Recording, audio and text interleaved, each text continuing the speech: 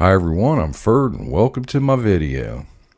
I'm working on a Performax drum sander in my personal wood shop. The problem is the conveyor belt motor stopped working. If you own one of these, you may already know how difficult it is to adjust the tracking of the conveyor belt. If you're not careful, you'll destroy the belt and have to buy a new one, and they're not cheap. I'm going to show you two ways you can take this motor assembly off.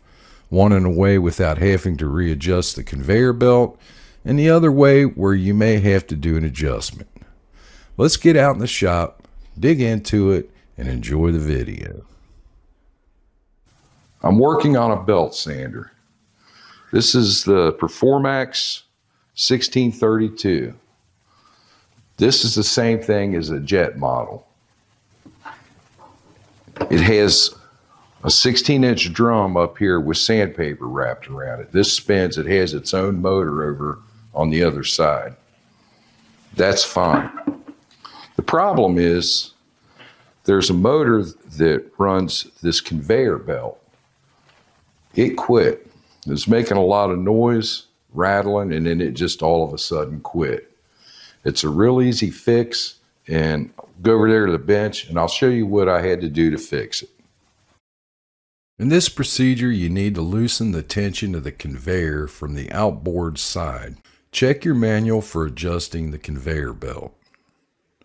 Underneath, looking up, there are two small screws on the left and right hand side of the box. Take those out completely to remove the plate from underneath. Loosen the two Allen head set screws from the coupler on the shaft. Remove these two bolts and pull the box off of the machine.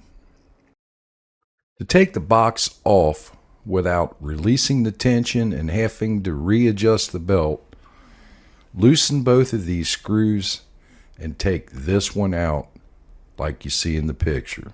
The back part of the box is going to remain on the machine, being held only by this one screw. This will allow you to be able to tilt that box up to gain access to the two bolts on the back side.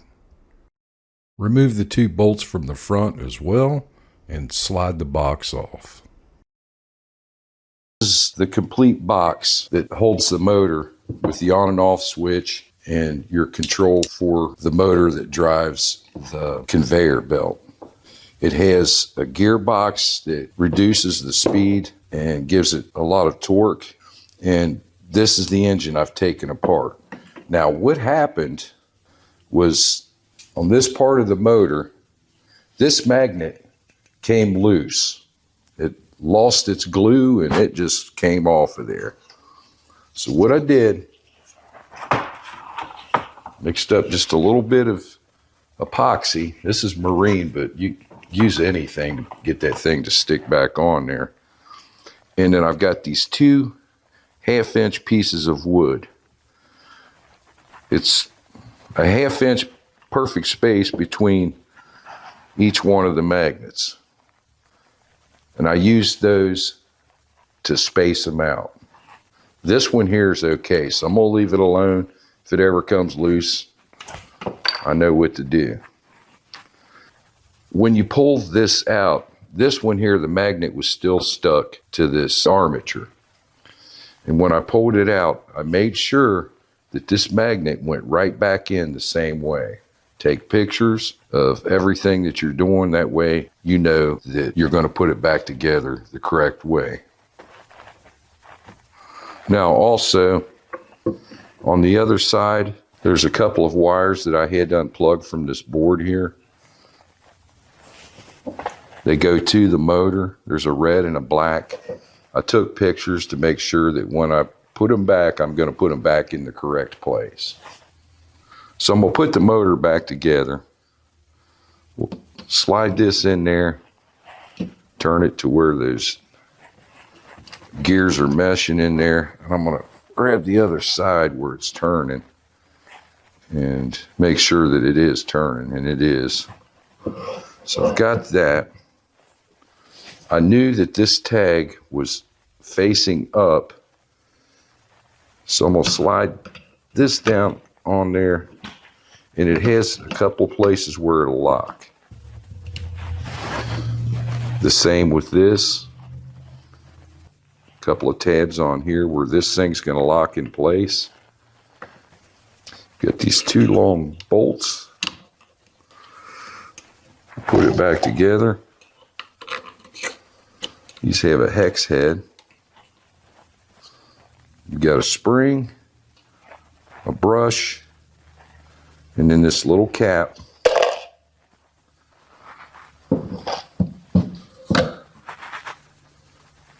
We're going to drop our brush down in here, put in our spring.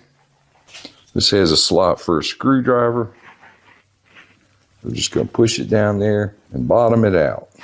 It's plastic, so be careful you don't over tighten it. Go to the other side, do the same thing. Okay, I have my wire in the wrong position. So what I'm going to do is just turn this thing around without taking my brushes out. And it goes up here on the top, like that.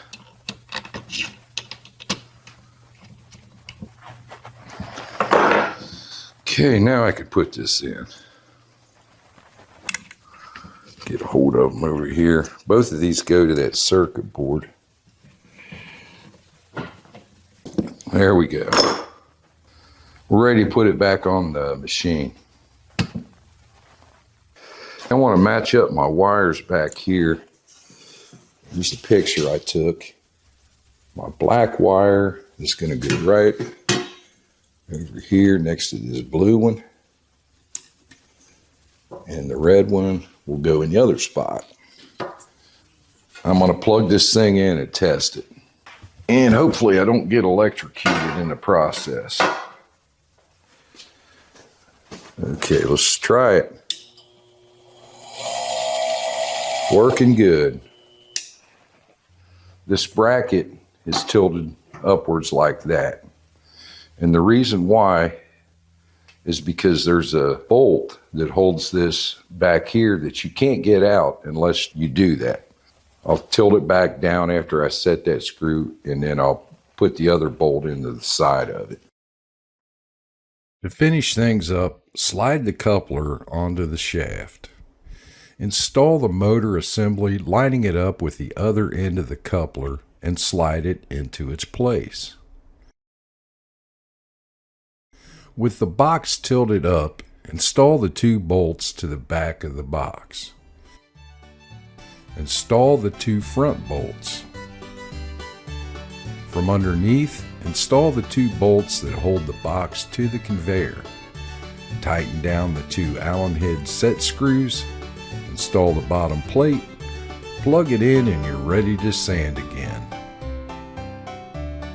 If you made it this far in the video, thank you for watching. I hope you enjoyed it. I hope you got some good information out of it. Remember to hit that like and subscribe button on the way out and help support my channel. Channel's growing. Got a lot of videos up there. I got a lot more coming. Ring that notification bell and you'll get notified as soon as I put them up. Remember to stay safe in the shop, wear safety glasses, gloves if you need them, and have fun. Thank you for watching.